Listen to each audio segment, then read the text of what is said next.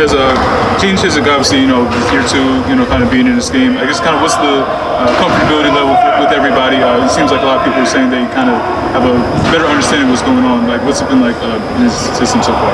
Well, basically, it's just we got a lot of athletes that's pretty good, so he's just trying to get us off the ball and get to the quarterback pretty much. A lot of talk about physicality, especially in the spring. Coach Chizik used the word violent a lot when he was talking about the defense as a whole.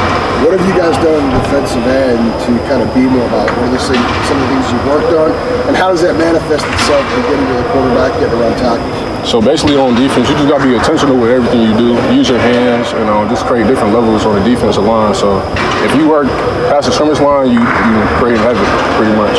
And as far as the violence goes, where does that come into play for you? Some people just think it's hitting the person in the tackle, but where does that come into play as soon as the ball stops? With the hands, pretty much. You just got to shoot your hands off the ball as fast as you can, so yeah. Des, can you tell us about coming back from an injury, coming back from surgery? You did not play at all in the spring, is that right? That's right. Like, just tell us about your journey back and what you've had to go through to get back to this point. Well, actually, it was kind of tough because I'd never been injured in my entire life playing football. So going through that, I had to sit out for like about 6 to 8 months, closer to a year. And I was just really to myself pretty much. Like, I really wasn't hanging out with a teammate that much because I was going to rehab every day. So I just had to sit back, understand what I want to do with my life, and attack that full goal. So yeah. Des, what's going through your mind in those moments where you want to get back on the field, but your body's not allowing you to do that, and you have to kind of temper it? I just got to be an old head about it, I just got to sit back and point out the pieces that need to be fixed, pretty much. So yeah, that was my role for that. Like, sit on the sideline, see what need to be helped, and fix it when I come back. Were you just to follow up on that, when you're talking about sitting back and thinking about it, were you at any sort of a crossroads trying to figure out what you wanted your next step to be? Is that what you mean by that? Not really, because I already know what I want at the end of the day, and that's going to the NFL. So working towards that was the main goal, and getting my teammates on the same page will help out. I'm going to stay on that. You said thinking about life, aside from NFL, what were some of the other things that was kind of ever present in your thinking that you had to kind of come to grips with or work through? I can say my brand. I'm starting my clothing brand, and just focus on that, and football as well. So that was kind of like a hassle too, though. So you had a little more time for the clothing brand. I did, definitely did. What did you do to sort of enhance things since you had that extra time? Get a website, create some designs, stuff like that. Is that fun? It's fun, yeah. When did you start the brand? Tell us a little bit about it. I started the brand like 2 years ago, but I fully started like taking it serious like a year ago. Yeah. So yeah. And back to the football, just as you were on the sidelines, you said, sitting back, you're able to watch the game. What did that give you in terms of a new perspective? What were you seeing schematically as you had to sit out? Pretty much, I saw like, if you want to play this game of football, you gotta wake up every day with attention that like you just can't take it for granted, and that's what I like recognize, because I got injured, and when you playing the game, you really don't be thinking that much, and people be waking up and be like, I don't want to do this today, and having a bad mindset about it, but being injured over my mind about it, and like you just gotta wake up and get it every day. Like, you just can't take it for granted. So, yeah. When was your first lift practice back, and just what do you remember about that moment, finally being able to do that? I think it was during like PLP. I was able to walk through some plays and stuff like that. So it just felt good, get back out there. Was there anybody in particular, kind of helping you through that, not just from a training standpoint, but just, the mental aspect? Was there anyone kind of, helping guide you through that process? Yeah, my mom, my dad, my sisters and brothers and stuff, they was all be on my back. And that's how I told them, you got it.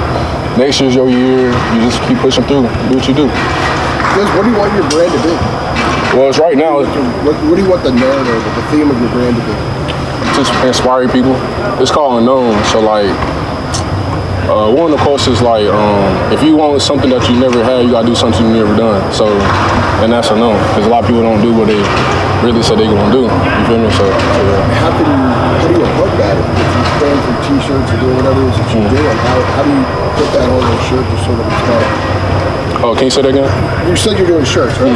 How do you put that on a shirt? What do you do with your shirts to inspire people with the message that you're trying to get across? Give us an example of something.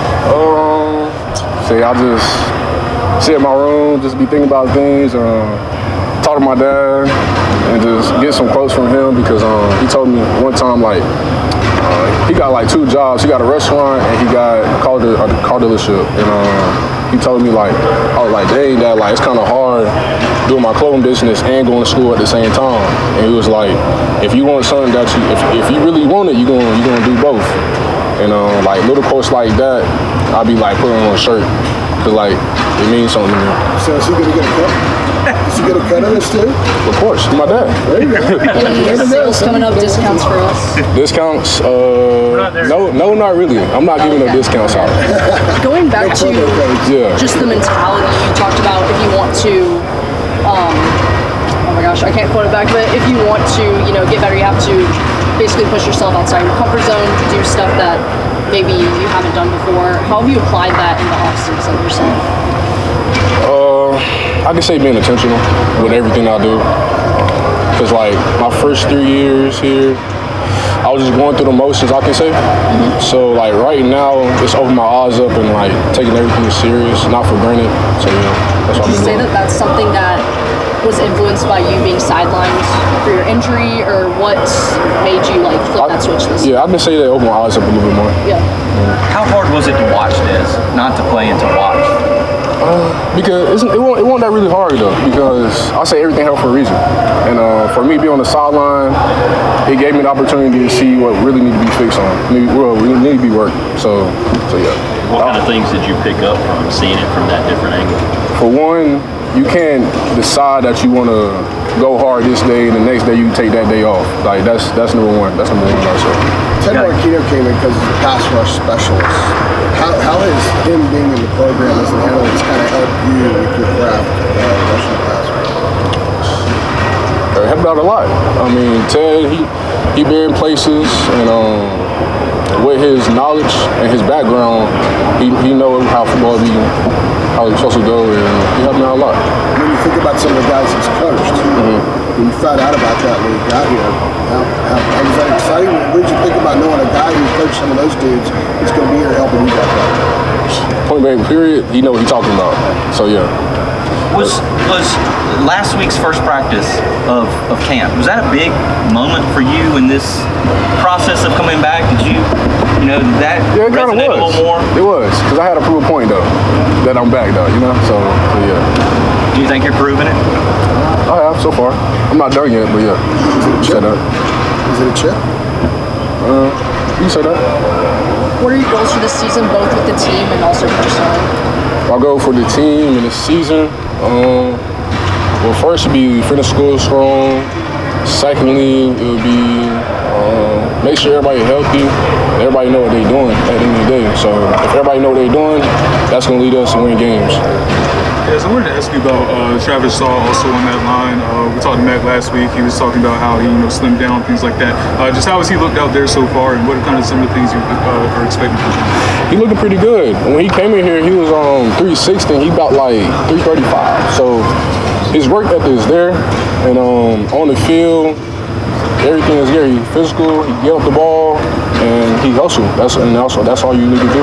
Yeah, you play defense. You talked about his work ethic, things like that.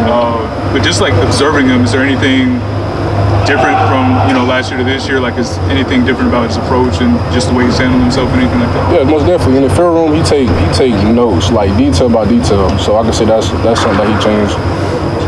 When were you fully cleared, Des, to just really get after it with no restrictions? Remember the date? I really don't remember the date, but I could say about a month ago.